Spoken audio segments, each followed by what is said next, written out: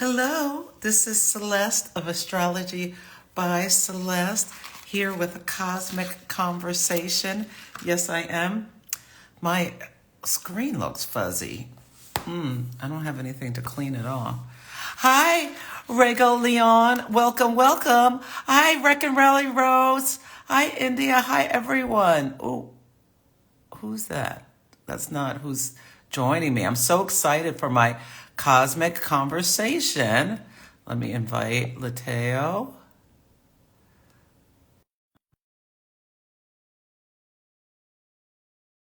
Welcome, everyone. Hi, Dulce Libra. Oh, I love that handle. Hi, Dion. So good to see you. Hi, Patty. Hi, everyone. Lily and everyone.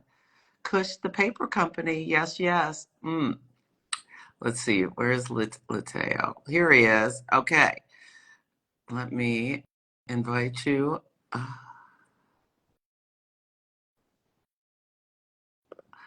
I'm so excited to talk about this deck. Yes, I am. Yes, I am. On this beautiful Friday morning. It's not morning, it's the afternoon. With the sun in Gemini and the moon in Pisces. Oh, thank you so much, Ashley. Yes, I'm going out this evening. So I'm all dressed up. Okay, I accepted you. Let me try it again. Gemini, we need to. Uh-oh, it says you're unable to join. Oh, no. Wait, what's going on? I might have to start this over.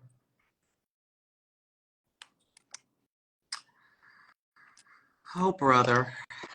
Oh, there you Here are. we Yeah. are. Yeah. Good morning. Good evening, Celeste.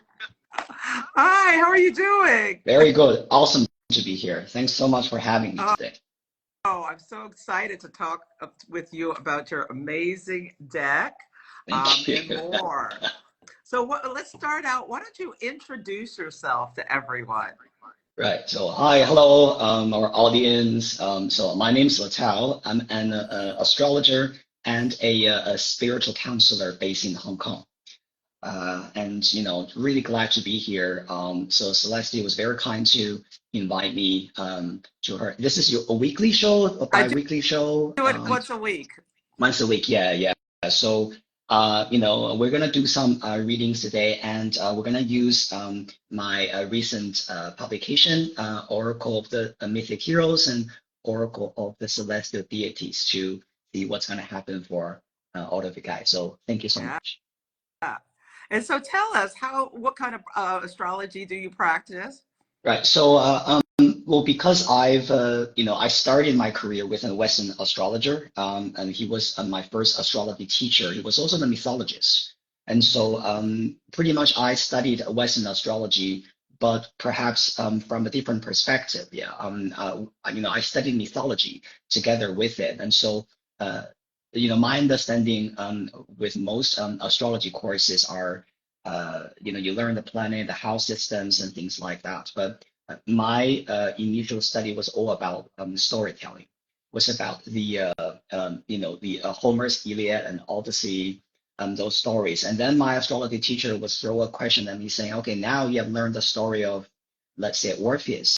So you tell me what it means to you astrologically, or you have heard the story of Athena in the story Judgment of Paris. So what do you think she represents on your chart? A little bit like that, yeah. I Um, love that. Okay, so I have been in love with Greek mythology since I was a child. yeah, Like, yeah. and like when I went to college, I studied biology, Uh-huh. but I took classes about ancient Greek and Roman civilizations as my elective classes because I just Yeah, yeah. loved the storytelling and the mythology and the Uh-huh. That's history a so much. So that's it, part of why I like when I got your deck, I was like, oh my God, this is like it's right up your alley. this is right up my alley. Yeah, Yes. yeah, So yeah. tell us, who is your favorite mythological So if you're talking, so well, usually I would divide them into the mortals and the immortals, right? So Mhm. if you're talking about the mortal heroes, from Oracle of the Mythic Heroes, I would say Orpheus. Definitely, it's one of my favorite. For female characters, I really like Penelope, Ooh, the Queen of Ithaca. Yeah, because and she was so both so of clever. she was clever, and also she was creative, but at the same time she was very loyal towards her husband, Odysseus. She didn't just marry someone else, even though the whole world was trying to persuade her to remarry, and she had no guarantee that her husband would return to her one day. But somehow she had this amazing faith in that Odysseus would journey back home to have a reunion with her. So I find that very strong. This amazing inner strength, right? Yeah, and what like would you translate that to astrologically? Okay, this woman, Uh, Venus in Pisces, long suffering, Saturn maybe. right. So first of all, I see Penelope. I usually associate her with the constellation Leo, because I feel Leo is creative, but because Leo is a fixed fire sign, so this also shows a loyalty of Leo. And so when we look at Oracle of the Mythic Heroes in the chapter that I wrote about Penelope, I've actually put her together with the second decan of Leo, first second or second decan of Leo. Yeah, Okay. yeah, Yeah, yeah.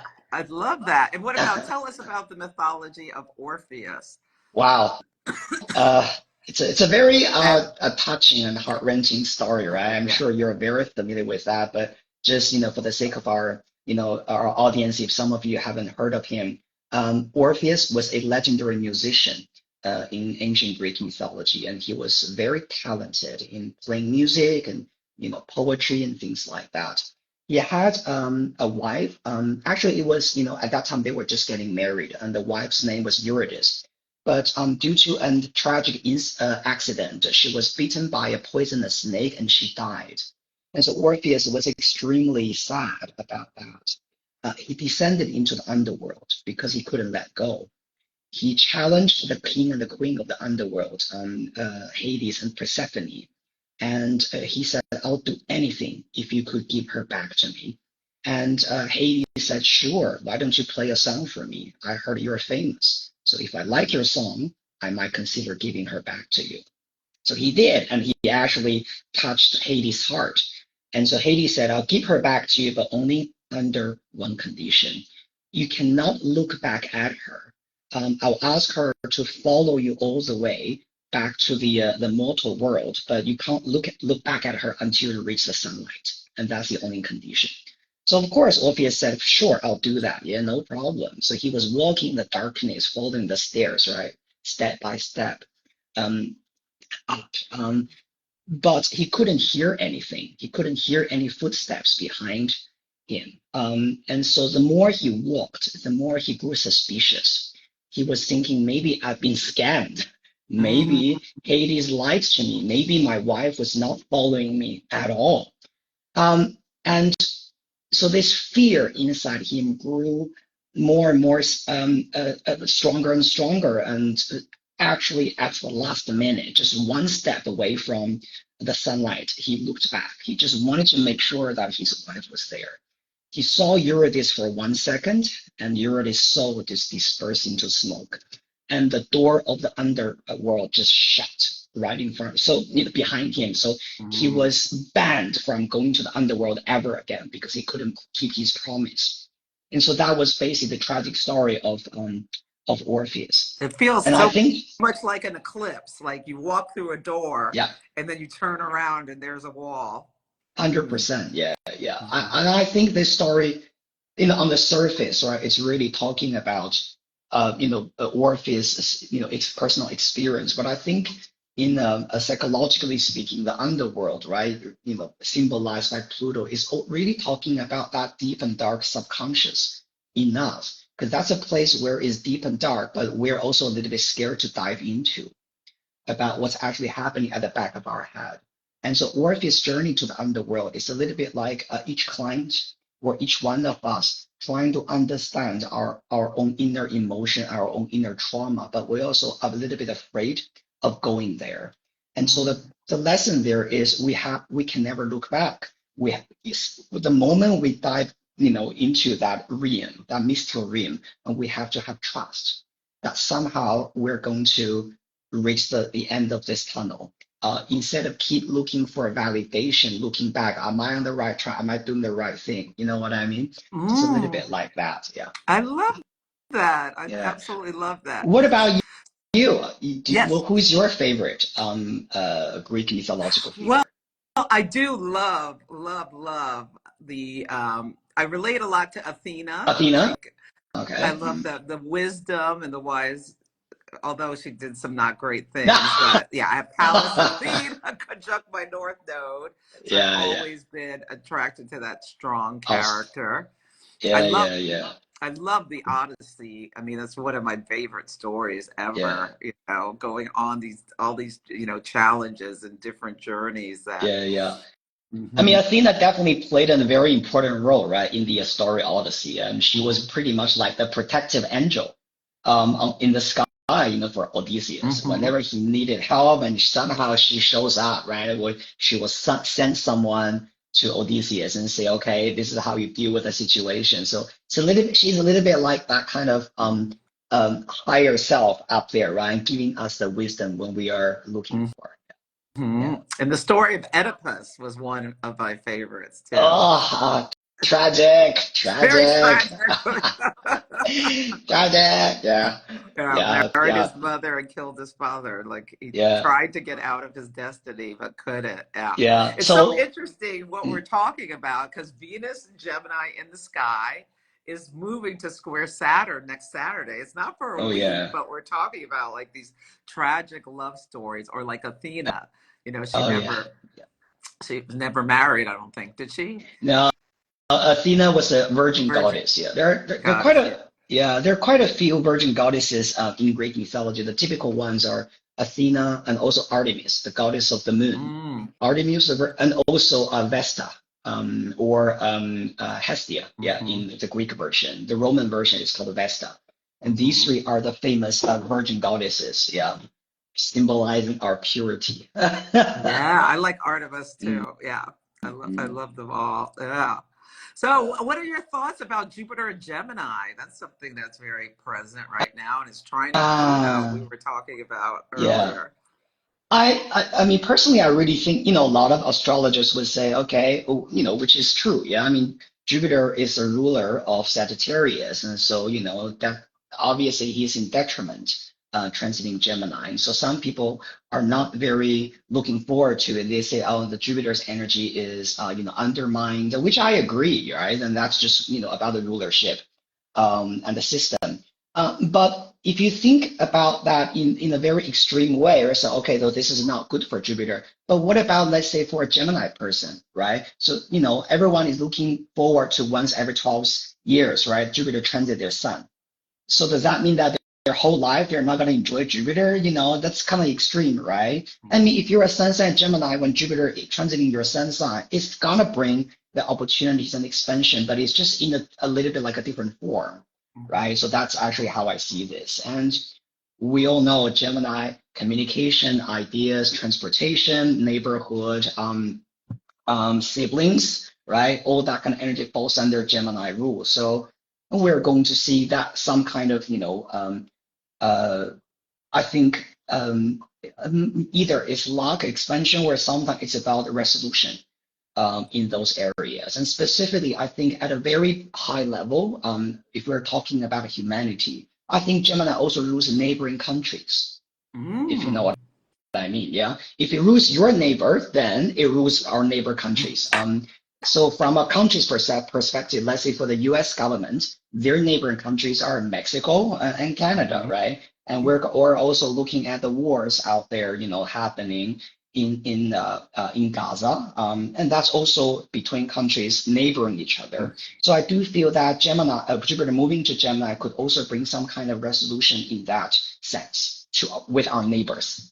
Oh, well, Jupiter's going to square Saturn and Pisces. And True. that's so interesting you brought that up about because Jupiter rules legal affairs Mm, and mm. Pisces, there's like fights over water, like the Colorado River going Yeah, on.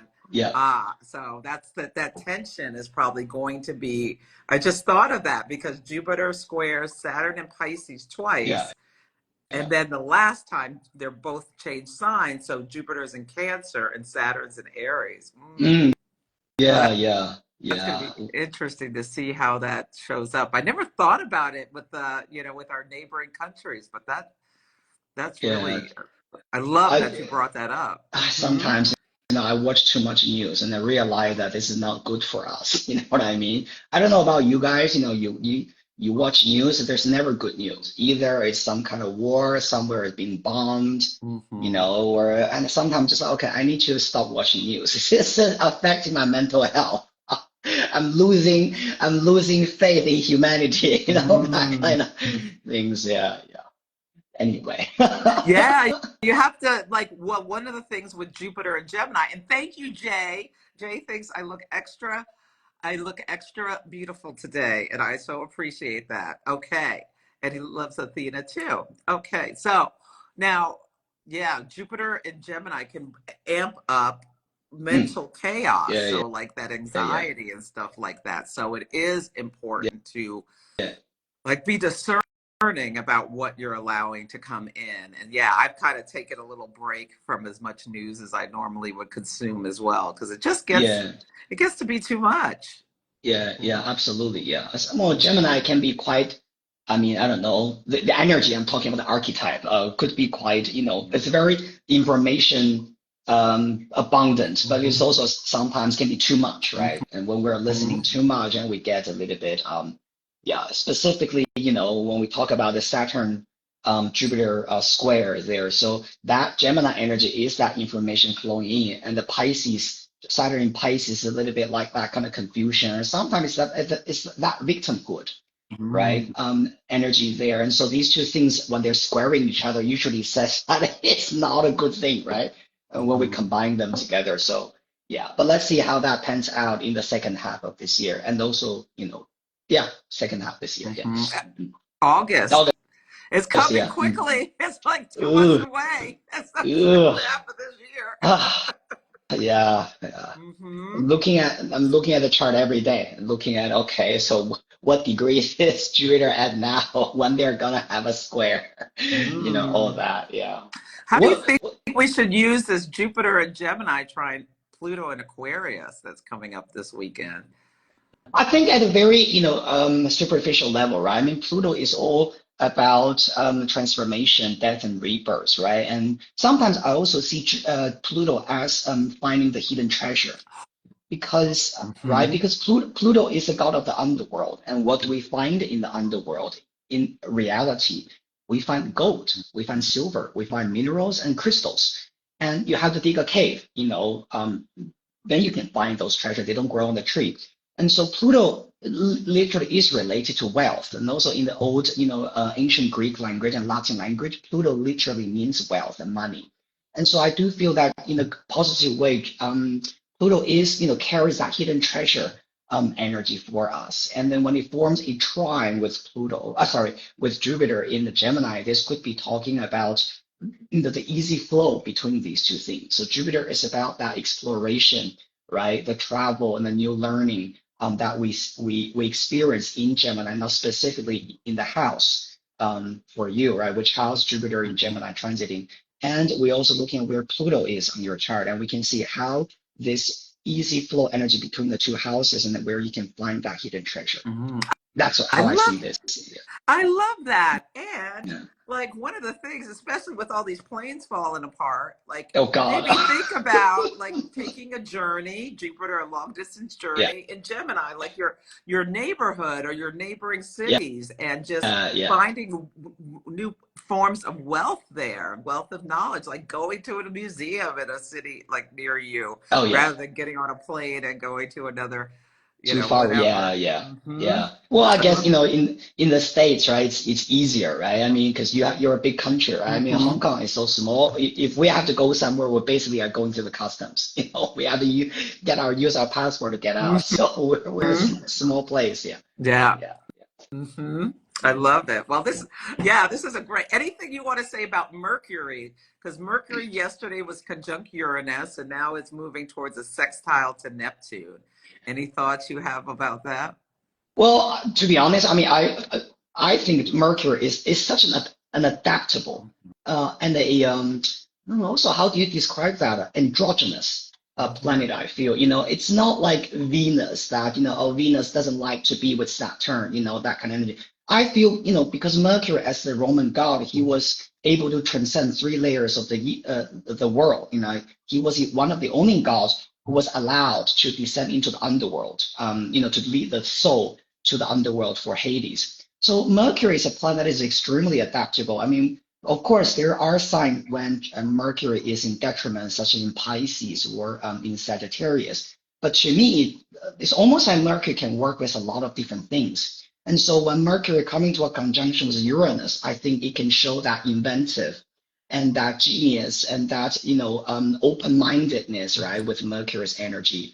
And then when it comes to Neptune, then that is being transformed into the poetry, dancing, music, imagination, mysticism, that part of the thinking, right, of our mind. Even though people say that, Mercury does not like to be in Pisces. And personally, I have seen clients with Mercury in Pisces, very confusing. But they have their strengths, and their strengths is that once they really dive into the artistic creation, and they're very flowy. Yeah, I love that. May I ask what's your Mercury in? What sign is your Mercury in? Taurus. Oh, Taurus. Pluto. Trine Pluto. Oh, and Virgo. you're a great investigator. I will get to the bottom of the story. Yes, I will. Yeah, yeah. Mercury, Trine Pluto. You're a detective. I am a detective. Yes. Yeah, yeah. Awesome. Yeah. Yeah. Well, let's talk about your two decks. So I have Oracle of the Mythic Heroes, and I'm going to pull a card. We're going to do card for each sign. Yeah. And should we do sun sign or rising sign? I think maybe we can just let our audience choose whatever they feel resonate with. Okay. Yeah. Or you can get 4 cards if you want. Okay. So anything you want to say about this deck? So by the way, do you have the box of the deck? Oh, yes, I do, but I don't have it right here on my table. Okay, no problem. Let me grab mine. Yeah, 1 second. Okay. Yeah. Pluto So,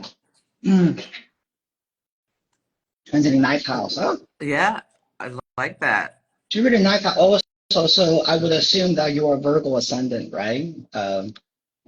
Who is this? Jay. Yeah. So I would assume that you're Virgo ascendant. Yeah. So Jupiter transit in ninth house is actually a very good thing. It's because it's rare. Jupiter, shows its power, right? Travel, education, higher philosophy, teaching, all that kind of stuff. Yeah. I love that. Yeah. Anyway, so this is the publication that I had came out. It came out in January this year. It's called Oracle of the Mythic Heroes, and this deck of cards contains 40 cards, and 40 mythic of heroes and heroines archetypes, and includes also the guidebook that Celeste just showed to us. It's a very detailed guidebook. You can see the thickness of the book. This is not something that is like 3 pages, give you 2 keywords and that's it. And I really put a lot of effort into writing this guidebook about the storytelling and also the, let's say, the meanings, the psychological meanings of each archetype. And also I included my case study. So in my daily counseling sessions, what kind of, client story would fit into this archetype. So you will also be able to see the examples of clients counseling in each chapter. Yeah. I love how you've arranged this. So you give the myth, you talk about, you give a crystal too. And then you talk about, like you said, the psychological, give an example of a client, and then say, when you pull this card, And I've been working with it with my clients as well as myself. And it's been really accurate. And it's just even a great resource just to learn more about mythology. If that's something that interests you and how it relates to astrology. It's incredible. This is what it looks like on the back of the cards, and you'll see in a minute the front. So tell us about your other deck, which I don't have. Right. So the second deck, this is coming out this month actually, June the 18th on Amazon, and Are you gonna this send is a it to one. me? Yeah, absolutely. Yeah, I've already. So you will get it after its release. Yeah. So around mid June, late June, you'll definitely get this I'm deck. It's called Oracle of the. shameless. No, we have to ask, right? I mean, this is a beautiful deck that I'm really proud of the artwork of this. I can see on the cover, it's the goddess of the moon Artemis. The artwork is very intricate. It's very beautiful. And this is a smaller deck with 20 astrological symbols in them. And so the difference between this deck and the Mythic Heroes is that the Mythic Heroes is focusing on the mortal stories. Hercules, Achilles, Atlanta, Penelope, right? I mean, those mortal heroes and heroines. But this one, Oracle of the Celestial Deities, is focusing on gods and goddesses. So you're going to find Artemis, Athena, your favorite. You're going to find Zeus. You're going to find Aries. You're going to find Aphrodite, Hephaestus, Eros and Persephone, those ancient deities and their archetypes in this deck. And this is the back of the deck. Beautiful full moon. Beautiful. I love it. Yeah. And so just want to show you several cards. You say you like Athena, right? So I'll show our audience what. So this is the card of Athena. Oh, that is beautiful. And I love it. this is the card. And the keyword that I put at the bottom of the card is wisdom, strategy, and the wish to lead. So that's a keyword for Athena. And who else? Maybe I'll ask our audience. Audience, I mean, is there any goddess or god you want to see? If I have, here. Yeah. If there's someone you want to see specifically before we start pulling, let us know. Oh, is it? Okay. Yeah. Let's see. Oh, Raina's saying as a Gemini sun with Jupiter and Gemini, the transit feels a bit off, but you're going to have a Jupiter return. Yeah. 24, 36. Yeah. Yeah. Oh, so since we mentioned Mercury, I just quickly show Mercury. Yeah. In this deck, this is our Mercury. Ooh. The god of travel, communication. Yeah. And we can see the keyword at the bottom. It says travel, communication, and the wish to adapt. Yeah. So yes. Being adaptable. That's something Jupiter and Gemini we can think about as well. And this is a guidebook for Oracle. We got Saturn on the cover. And I just want to show you. This is something that I'm really proud of about this guidebook. Of course, it's very detailed in each chapter, right? So, for example, there's a chapter for Neptune, and we talk about the planets archetype things, and also we got the teaching and related to your career and love life. And at the back of the book, we did a 14-page of our solar system. I love it. That's fantastic. Right. So this is something for our something to look forward to, right? I mean, I'm very excited. So can people order it already on? Yeah. Okay. Yeah. So it's already open for pre-order, and if you order now, your deck will be shipped on June 18th. Okay. Yeah. So Oracle of the Mythic Heroes, and what's the name of the new one? Oracle of the Celestial Deities. Okay. Yeah. Wonderful. Okay, let's pull cards for each sign. Awesome. Okay. So you pull one, I pull one, right? Yes. For each side, yeah? Okay. So Celeste is going to pull one from Mythic Heroes, and I will pull one card from Celestial Deities. Yeah. Okay. So which sign should we start with? Aries. I've tried to start with Pisces. It didn't work very well. Didn't work. Okay. I'm fixed Earth. I'm a Taurus sun. Yeah. Okay. Okay. Ooh. So for Aries, I pulled Patrocles, which is card number 36, Pisces and Sacrifice. This is really interesting.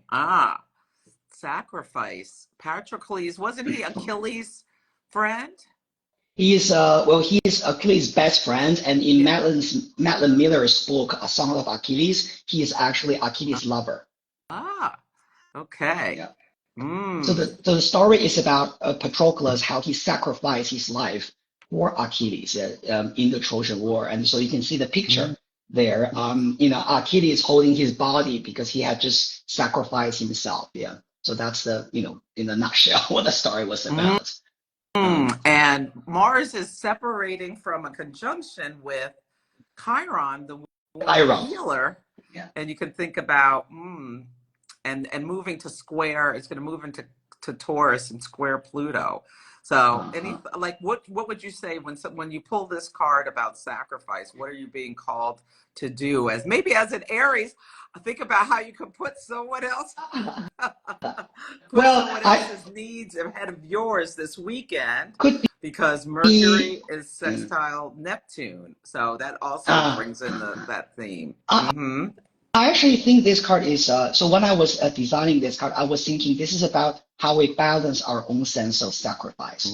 It's not necessarily telling us to sacrifice everything for someone you love or for other people, but it's telling you that if you're feeling that there's a challenge or a blockage there, and look at how much you have sacrificed for this. Is it too much or too little? If it's too little, perhaps, because you also sometimes, you know, we want to have everything. We don't want to sacrifice anything, right? We want, this is mine, and I don't want to, I just want to keep this. I want to keep accumulating what I want. And this sacrifice tells you that sometimes also, in order for us to get to somewhere, you have to really release certain things. You have to sacrifice certain desires you have in order to get there. So this could be about balancing your own sense of sacrifice. If it's too much, let's come back a little bit. If you never sacrifice anything, maybe this is time for you to understand what we need to release. Yeah. I love that. Yeah. So Aries, that's your message. And what is your card for Aries? So my card, first one, interesting. Juno, okay, the goddess of marriage in Roman mythology. Beautiful card, right? I think together with that sacrifice message, I think for a lot of Aries people, this has to do with the relationships. This is about your own sense of sacrifice in terms of your partnerships. Do you feel that you are sacrificing too much for your partner, and thus you are losing a sense of self? Or if you are single and looking for partnerships, maybe this card is also asking you that how much are you willing to adapt and change in order to go into a partnership? Because we could also be, sometimes some of us can be very stubborn about, you know, this is me, I'm not going to change, you change, right? Then, you know, I'll have a relationship. And so this is, I think the combination of these two cards is talking about that balance of sacrifice in love and relationship. Definitely. And Venus right now is combust in the sky. So we may not be seeing everything in our relationships, but it's going to have a rebirth on the 4th. Yeah. That's a good point. Yeah. The sun. So there's going to be things coming to our conscious attention about how we relate with people. Venus is in Gemini, how we speak. And this is a great thing to be thinking about or journaling for Aries. Agree. Yeah. Okay. Why don't you go first for Taurus? Taurus, okay. The card I have got is Vulcan, okay, or Hephaestus. Okay. So this card usually is talking, okay, I'll read the keyword here, yeah. It says diligence, humility, and the wish to forge. Vulcan was an ancient god of metalcraft. He was also the god of volcano, actually. That's why his name is Vulcan, right, in the Roman version. Vulcan is all talking about the humble, but also productive nature in us. And I think when this card coming out for Taurus, it's sort of like Taurus' own nature, right? To be grounded, to be earthy, and also to be very industrious in our daily effort. Specifically if you're trying to create something. So this is that kind of consistency, but also down to earth of daily effort there. Yes, I love that. And I don't even know who this is. Omphale. Sensuality. Tell us about. Right. So Omphale, she was the queen of Lydia, actually, and she appeared in the story of Hercules. Hercules was, Hercules had a lot of challenges, right, and missions to do. I mean, one of his missions was to actually be a slave of Omphale. He was sent to Omphale as a slave, and he needed to serve this queen for 2 years as a slave. And it's very interesting because when he was sent to Omphale didn't treat him as a slave. Omfale actually took him as a lover. Um, and in a very funny episode, right? And they were doing cross dressing in the bedroom. And so, Omfale was like, okay, why don't you wear my dress and I will wear your, lion hat, right? And we can do a little bit of role play, that kind of very saucy episode, right? And so the reason why this card is called sensuality and is related to Taurus is because the reason why I think Omfale was very open and, and she gave a lot of love and she enjoyed her sensuality with Hercules was because she knows who she is. She was very in tune with her own sense of pleasure, right? Rather than seeing Hercules as a slave and being very tyrannical and be like, okay, you're my slave, so do this, do that. She treated Hercules as a lover and as a playful partner, if you know what I mean. Yeah. So I think this card is talking about that part of us that needs to be softened down a little bit and how we can get in touch with that playfulness and that softness actually in us and to deal with the world and the people around us. And I feel like it's like, are you in touch with your sensuality, Taurus? Do you have a Yeah. healthy relationship with Venus combust right now with pleasure? Yeah, 100%. That can be something you can think about with that. Okay, Gemini. What? Curiosity. There Ariadne. we go. Gemini. Ariadne. Yeah, that card is actually it's a Gemini card. Yeah. Yeah. Yeah. She was. Did she weave? Like. So she was the daughter of she appeared in the story The Minotaur. Actually, She helped. She helped Theseus. Theseus, yeah. So she helped Theseus to get out of the labyrinth. Yeah. She was a daughter of the King Minos. Thread or correct. The yarn. Yeah. So Jupiter. I mean Gemini. This is just. Yeah. It's a wonderful time to amplify your curiosity because this is something you have naturally. But don't let yourself get too lost in the labyrinth. Yeah. Like make sure you can find your way back out is something that I'm getting. So really important for Geminis to manage like any kind of anxiety or stuff going on in their heads. Yeah, I think this is their strengths, right? The Gemini strength is about ideas. And your resourcefulness as a Gemini, right? How to get out of the labyrinth. You have ideas, right? You have all the like what you said with this Jupiter transiting Gemini. I think their ideas will also be expanded. Yes. Interesting. Do your writing. What did you get? So we got Pluto, okay, the king of the underworld. Yeah. So I think this card is talking about looking for our inner treasure. Of course, we are also talking about letting go of the unnecessary transformation. I think for Gemini, people, it's kind of interesting because you had Ariadne there, and she was trying to get out of the labyrinth together with Theseus. And it's interesting because the labyrinth is a little bit like the underworld. It's convoluted, it's dark, and nobody knows how to get in and how to get out. It's a little bit like that. And so the Pluto energy together with Ariadne, I think could be saying to our Gemini audience that you might be at this moment trying to figure out how to get out of the labyrinth or how to find your way through in your current situation. And Pluto tells you that, okay, in order for us to achieve that purpose, perhaps there are some transformation we have to do. There are certain letting goes we have to do. And also there are new treasure that you will find along the way. So don't be afraid when you are going through this process. I love that. Yes. And happy birthday, Raina. Her birthday's tomorrow. She's got Jupiter trine Pluto your whole year. This could be a breakthrough year for you. Happy birthday. Yeah. How about Cancer? All right, Cancer. So the card we have for Cancer is Mercury. Okay. Communication, the keyword is travel, communication, and the wish to adapt. So we see this adaptable, communicative energy. Usually I see this card for a client. Mercury is about they might be going through a lot of ideas in their mind, a lot of maybe networking as well, because Mercury is about talking. So a lot of Cancerians during this period of time could be doing a lot of networking, meeting a lot of new people and trying to bring new ideas to their lives. Either it's in their career or maybe in other things. Yeah. What's your card? I got Cleanse, which is so funny for Cancer, a water sign. The Sirens. So the siren sang the song, and but like people would, their ships would crash into the rocks because they would lure people in with this beautiful song, but Odysseus wanted to hear it. Yeah. So he had himself strapped to the mast or whatever you call it, so that he Yeah. could hear this song but not die. 100%. Yeah. Yeah. So for this, I'm getting cleanse with Mercury. Mm. Really for Cancers, really pay attention what you're letting come into your, and this is something I'm working on. I started watching this Equalizer on the plane with Denzel Washington, Equalizer 3, and it was so dark and disturbing. I was like, I turned it off. So really paying attention what you let into your psychic field. Make sure it's 100%. 100%. make sure it's yeah. Mhm. Yeah.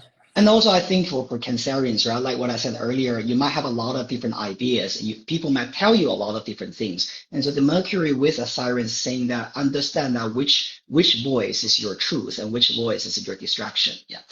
Yeah, and it's that calm voice that's the one that's true, not the, oh my God, yeah. Okay, Leo. I pulled Aristeus, which is a Virgo card of service. He was a beekeeper. Yeah, Aristotle. Yeah. So he was not really a major a hero in Greek mythology, actually. He was Leos don't want to considered. hear this. They want to be the star of the show. Yeah, They yeah. don't want Well, to be Aristeus. yeah.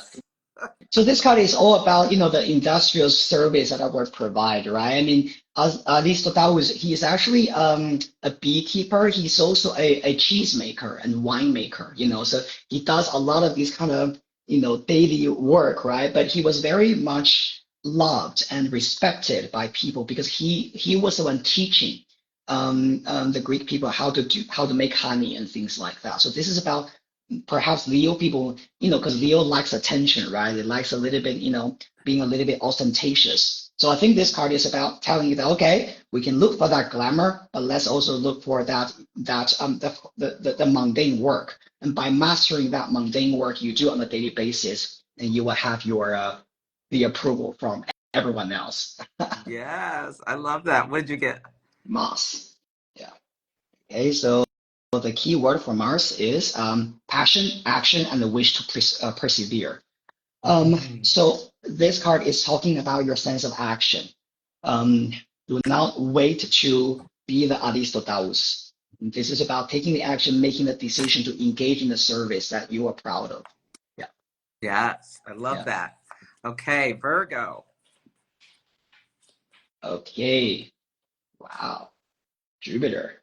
Kind of interesting, right? Because for Virgo ascendant people, Jupiter is transiting their MC now, 10th house, just entered just in there, which is right on top of their head, which makes a lot of sense, I think.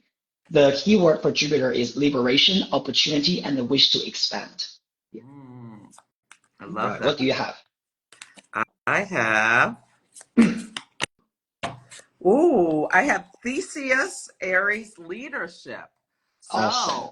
yeah, so this for Virgos, what do you want to bring into, like, Jupiter's at the top of your chart, into your public persona, the work you're doing, the legacy you're creating? Are you taking the necessary steps to do so? Theseus slayed the Minotaur, right? Yeah. So it was are you willing to go to battle with your demons in order to achieve your goals? Or are you going to just worry about, this is not right, it's not perfect, it's not this, it's not that? Yeah. I That's what I'm think getting. absolutely, I agree. I think this is time for Virgos to be a bit, courageous and take your own, just embrace your own sense of leadership in your life. What do you want to achieve? What do you want to do? Let's just put the pedal to the metal, right? Yeah, let's get it on. Yeah, I love that. Okay. Ooh, for Libras, I pulled Sisyphus, Capricorn burden. So Sisyphus rolled the rock to the top of the hill, and this was it was his punishment. And then it would get to the top of the hill, then it would roll back down, and he'd have to do it eternally. Yeah. And this can be thinking about you in relationship. Are you doing all the hard work? Can you put some of your burdens down? And if you're in a relationship that's not serving you, Yeah. like how can you, like, you got to come to some, it's like the truth will set you free. I feel like this is like really Absolutely. recognizing. Yeah, I mean, with a South Node transiting in Libra, right? I mean, so I think, this year there's a lot of release for Libra people to do, right? It doesn't have to. I think of course, depending on their chart. Yeah. But I think the South Node there's a lot of kind of like releasing to do. Yeah. Yeah. Love it. And Okay. we What did you have get? got Athena for Libra. I mean, to be honest, this card is related to Libra, right? Because Athena is the goddess of justice, and Libra rules law, right? Law and our legal system. I think this Athena in the together with what we just called earlier, it's really telling us that okay, so for us to release the unnecessary burden, like Sisyphus, are you willing to use your logical mind, your rationality, and are you willing to cultivate your own sense of independence? One thing that Mhm. I think we also have to remember about Athena was not a wife. She was not depending on anyone else. She was a leader, and she was the center. And so I think with this card and for Libra people, it's about okay, Libras. I know you guys. You guys love relationships, partnerships. You like to have someone, but this card could also be saying that when are you ready to shine as an individual as well? I love that. Okay. So, Scorpio. Okay, Artemis, goddess of the moon. Okay, and we have the keyword emotion, instinct, and the wish to protect.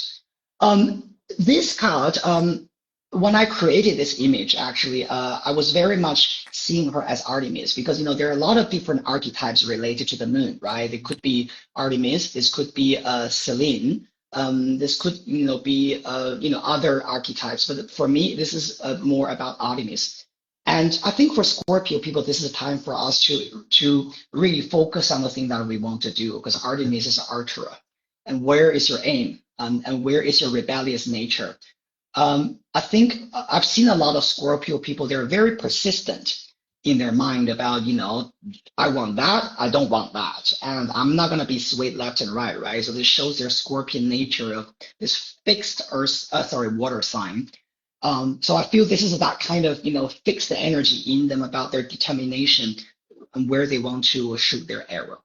It's so funny you said focus because I pulled Daedalus, Virgo, focus. So just a confirmation that this is about Scorpios. This is about a time for you to be Yeah. focusing on, what you want to do, where you want to go. He was an architect. How Mm, can you be the architect in your own life about, mm. the Create, things that you, the want creation. to. Yeah. Hmm. Yeah. I love that. Yeah. All right. Sagittarius? Yes. Okay. Let's see. Sagittarius. Venus. All right. So we have Ooh. Venus for Sagittarius and the keyword beauty, value, and the wish to love. Okay. Mm. So And this could be about, yeah. So sorry, by the way, what did you get I for got Sagittarius? psyche transformation. So maybe you want to Oh. push the two together. Mm. Well, actually, on that image, right, Psyche was on the boat descending into the underworld. I don't know if anybody knows for what? For love, because she wanted to be with Eros, Mhm. the son of Venus. Now, this is the mother of her boyfriend, basically. I think when you put Venus and Psyche together, it's a little bit like showing that kind of challenge we might need to overcome. Perhaps this is about love. Sometimes maybe it's not, because literally the reason why Psyche was asked to do this, descending into the underworld to find a jewelry box of Persephone and give this back to Venus, was because Venus said, if you can't do that, I'm not gonna let you marry my son. There's Mm. no wedding if you can't fetch the jewelry box, so do it. But because Psyche is a mortal, she's not a goddess, so descending into the underworld means she needs to die. And no mortal was allowed to descend into the underworld. So once you open that door, you probably will never come back. So for Psyche, it was like a huge decision. Do I want to descend into underworld for love, or I don't want to, or I give up and run away? So I think this is something quite deep and profound when it comes to Sagittarius people at this moment. Not surprised that if you're a Sagittarius sun sign, perhaps you are this year or some point in last year was going through a Saturn square. Mm-hmm. And so, that kind of challenge that we have to overcome. But, you're a Sagittarius. You are powerful. You are Jupiter root sign. So I have no doubts about you guys. Yeah, and what are you willing to do, even if you don't want to? Like, because Sagittarius can be commitment phobic Yeah, for the yeah, love, yeah, and recognizing, yeah, what yeah, you are or are not willing to do. yeah, yeah. Okay, Oh, yeah. Capricorn. Capricorns. Is it me or you? Me? I You? can't remember, but go Yeah. ahead, you go first. The sun, Apollo. Beautiful. Ah, The keyword center, self, and the wish to shine. Yeah. Apollo. mm, I also always see Apollo. I associate with this card with Apollo, yeah, the god of the light, actually. And I think this card is first of all talking about your creative self.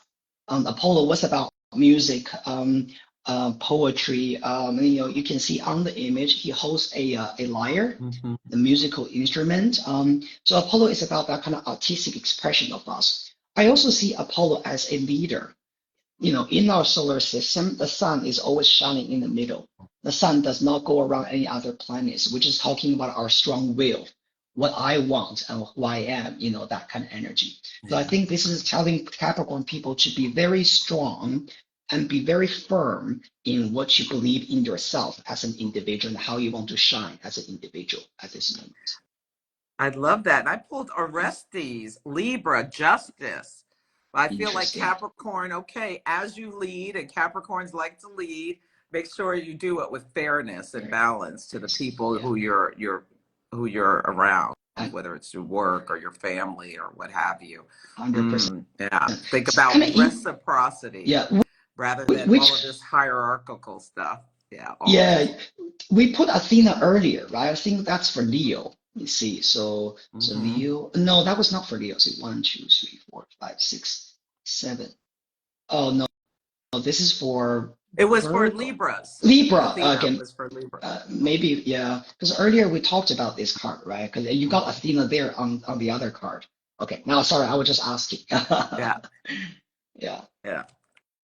Okay. yeah. And Aquarius. yes, I got Chiron, the wounded healer, knowledge. Well, Aquarius, Pluto is in your sign, and Pluto is the excavator, and it's bringing up all kinds of stuff, including these chironic wounds. And knowledge is power for healing. Yeah, recognizing the things we'd rather disown could be so, so, so, so powerful. So I think this Yeah, is a yeah. great card for Aquarius for right now, And especially yeah. especially with Jupiter trining Mm, Pluto. It's like bringing in some higher wisdom yeah. for your highest good. Like That's good. Jupiter wants to Yeah. aid and help and heal. What did you get? 100%. Yeah. I got Vesta, for the Ah, healing. Okay. So we have sanctuary, purification, and the wish to isolate.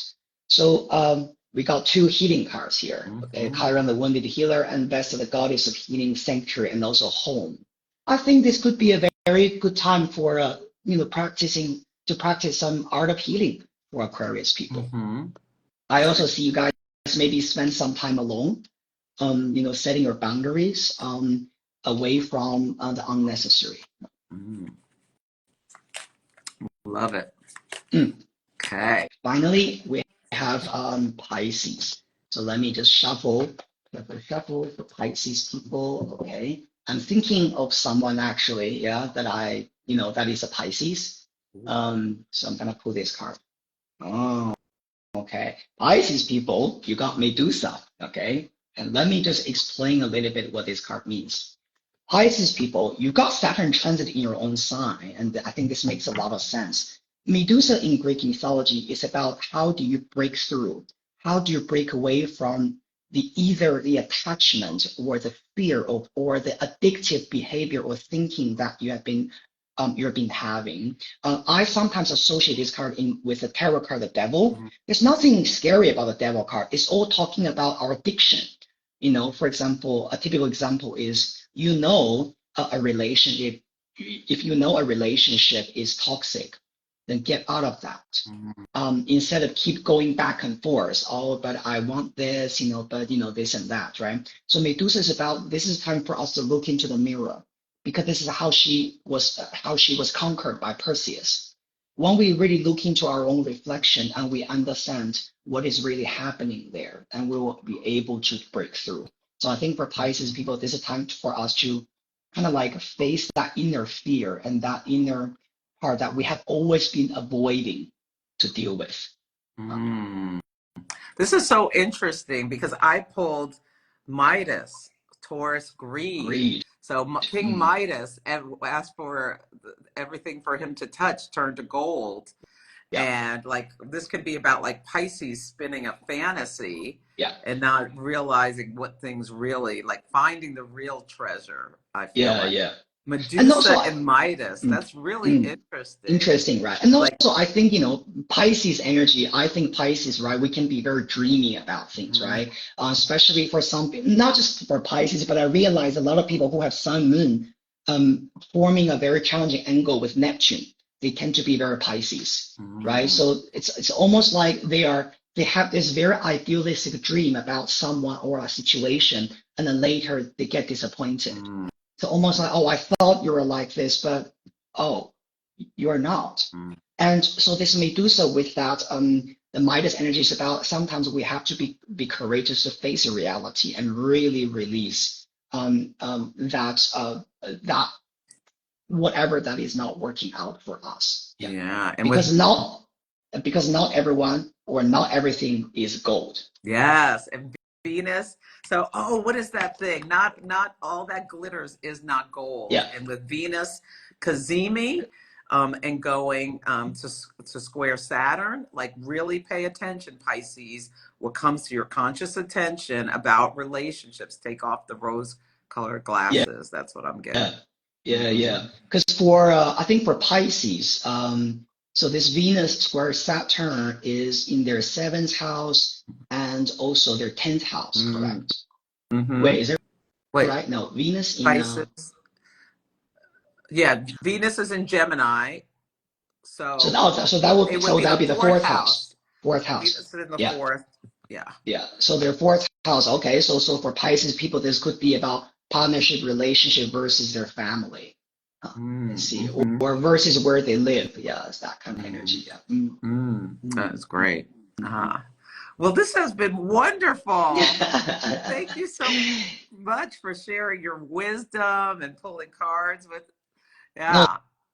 Thank you so much. I hope our audience, everyone enjoyed, the quick reading, and I hope you enjoyed looking at the cards. Yeah. People have said nice comments. And some hearts.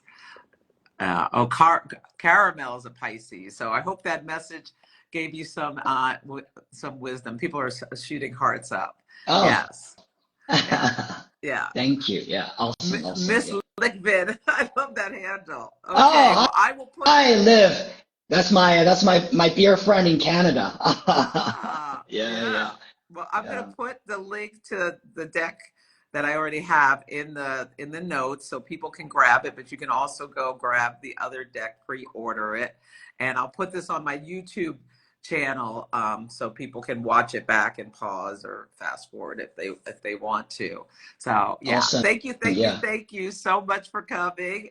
And we'll have to, after your next deck is released, we could do it again if you like. 100%. Yeah, I'll make sure that I'll have a deck shipped to you. That sounds wonderful. You're getting nice comments about the decks. It's beautiful cards, interesting stories. They're lovely. Thanks for sharing. Okay. Thank you. Have a wonderful day. See you. Bye.